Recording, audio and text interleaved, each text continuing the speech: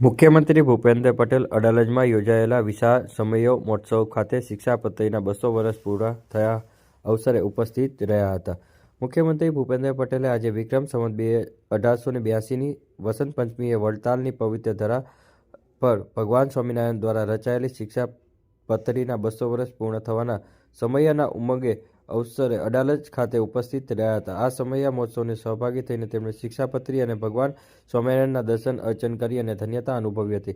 વસંત પંચમી એટલે જ્ઞાન સાધના શિક્ષણની આરાધ્ય દેવી માતા સરસ્વતીની વંદનાના દિવસે એમ જણાવી મુખ્યમંત્રીએ ઉમેર્યું હતું કે ભગવાન સ્વામિનારાયણની પણ શિક્ષાપત્રી દ્વારા શિસ્ત, સંયમ, સદાચાર અને સમરસતા તરફ લઈ જતી વિચારધારાનું સમાજનું શિક્ષણ આપવાનું યુગ કાર્ય કર્યું છે.